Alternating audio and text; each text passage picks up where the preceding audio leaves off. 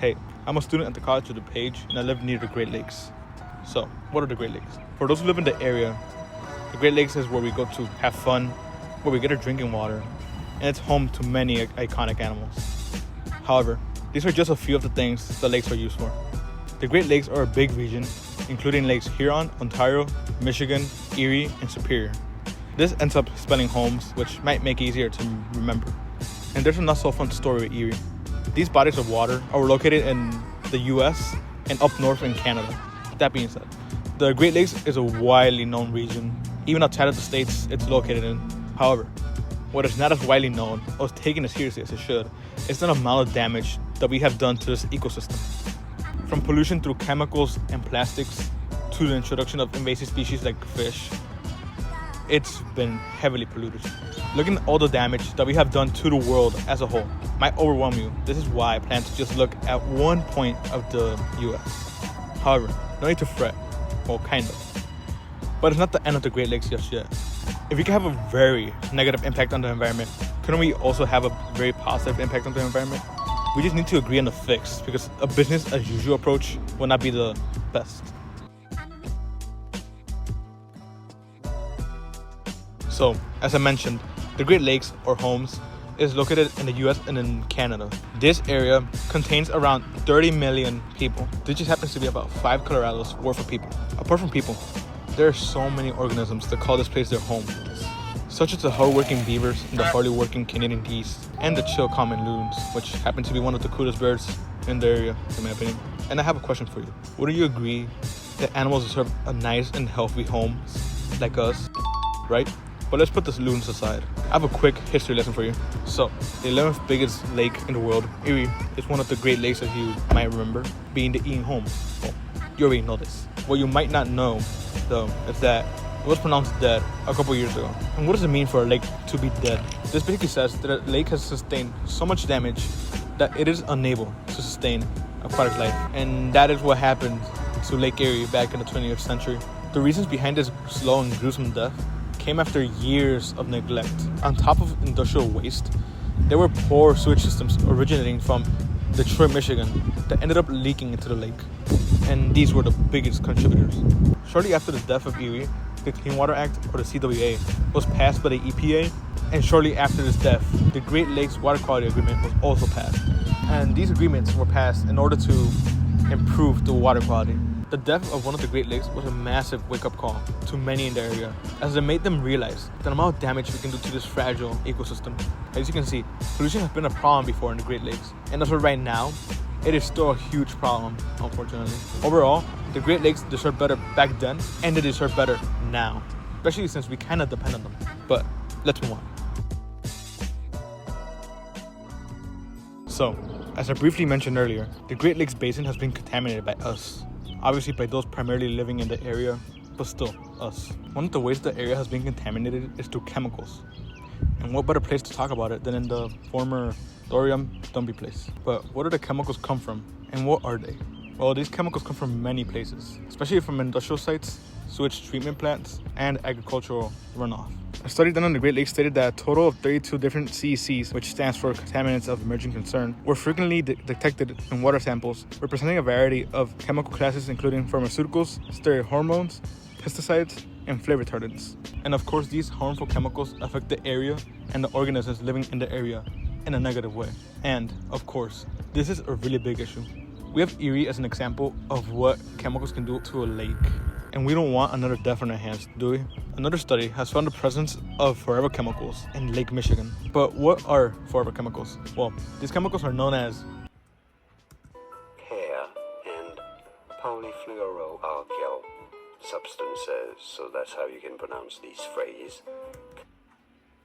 Or just PFAS for short. On top of being all around the environment, these chemicals are really known for being impossible to avoid. And this is due to their bonds of carbon and fluorine being nearly impossible to break. Why is this bad though? Well, these chemicals can build up in human blood. This can then lead to cancers and other diseases. Apart from that, these chemicals take years to leave our bodies, and we probably want to avoid that. If they can do these harmful things to our bodies, imagine what they can do to the animals in the lakes. And these chemicals are not just found in Lake Michigan, but in all the Great Lakes. A new study found that all the lakes are contaminated with 2 types of acids which count as PFAS. And you want to know what's worse? Testing by the Chicago Department of Water Management and the Illinois EPA detected forever chemicals in treated Lake Michigan water. People in the area use that water every day.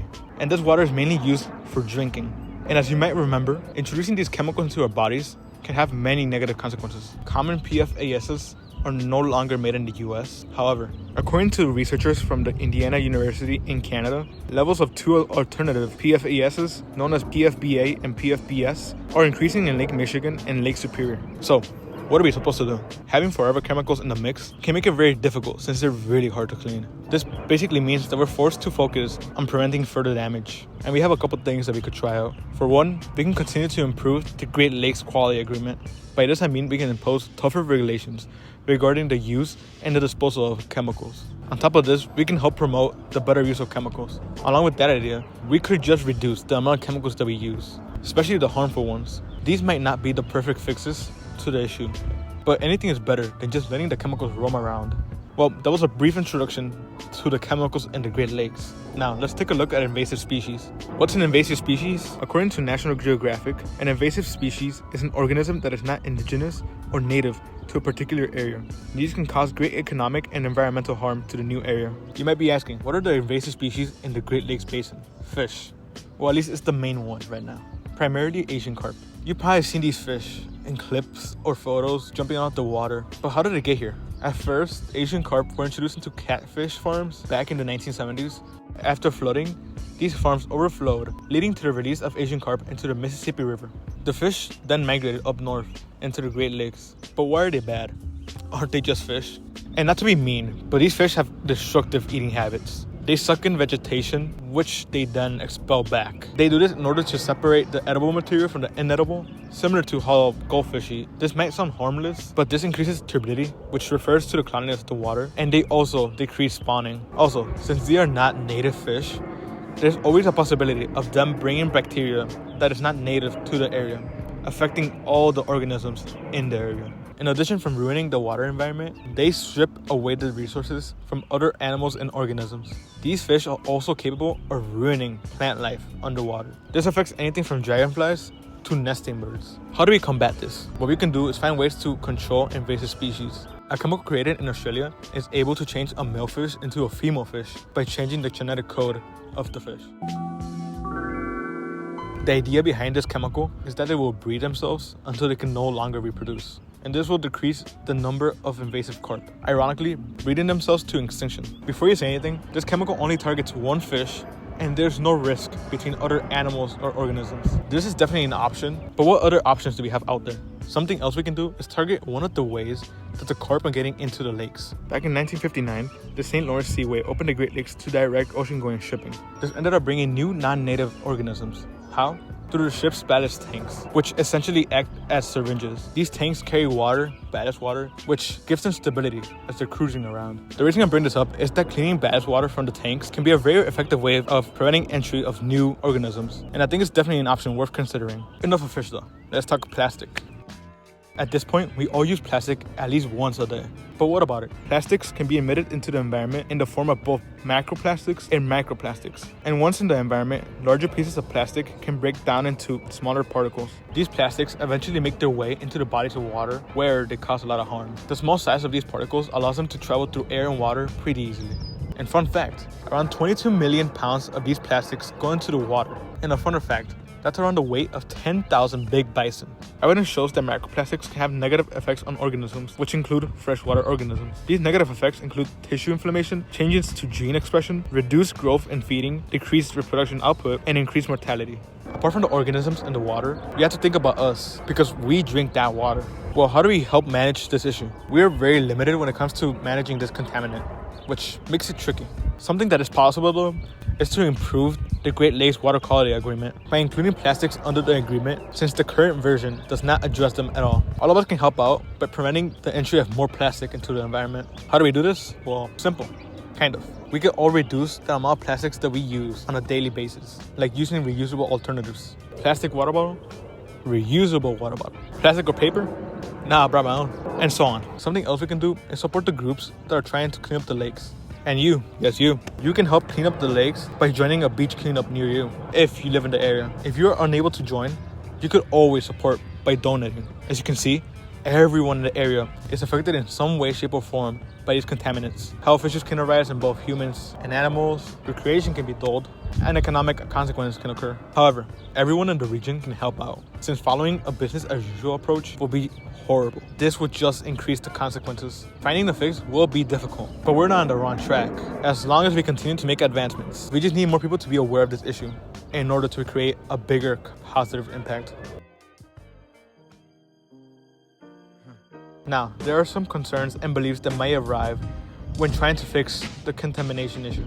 One of them is funding, and it is no secret that the cleanup will be pricey. A study on pollution prevention for the Great Lakes found that an estimated $22.7 billion has been spent between 1985 and 2019 on the cleanup and restoration of all US and Canadian areas of concern. I'm aware that this looks like an enormous amount of money, and it is, but pollution prevention investments should be viewed as spending to avoid future cleanups. Shouldn't we use what we have in order to fix what we have done? Another point that some may raise is that there are already agreements and acts in place to clean up the waters. So why not just let them do their magic? I'll tell you why we shouldn't just let them do their magic. I briefly mentioned these earlier, but as a quick recap, the CWA was instituted in 1972 and it prohibits the discharge of any pollutants without a permit into bodies of water in the US. And the Great Lakes Water Quality Agreement was signed in 1972, and it is a commitment between the US and Canada to restore and protect the waters of the Great Lakes. The agreement provides a framework for identifying binational priorities and implementing actions to improve water quality. And yes, these agreements have helped, but only to an extent. Both of these agreements have helped reduce the amount of pollution that goes into the waters. However, non-point source pollution is still a significant problem for clean water. This type of pollution occurs when rainwater or snowmelt flows over the landscape and picks up pollutants from farmlands and city streets before entering the rivers. Additionally, the Great Lakes Water Quality Agreement does not address plastics, which, as I mentioned earlier, is a big issue. On top of this, these agreements cannot help fight against the phytochemicals present in the Great Lakes right now. So, isn't it crazy that a region that many people depend on is being destroyed by those same people through contaminants in the lakes, which damage the ecosystem? And not just the ecosystem, but as well as animals and humans, as well as plant life. If you want to avoid the death of another lake, or worse, all of them, we all need to take this seriously. We need to stand up and do something about it. And we need to continue to find more ways to make the lakes cleaner and healthier, creating nice homes for everyone living in the area. The sooner we make advancements, the better the ecosystem will be for all. Hopefully you learned something new. And if you're interested in helping out indirectly, feel free to visit greatlakes.org for more information regarding donating. And consider donating to the Alliance of the Great Lakes. Thank you for your time, and let's clean up those lakes.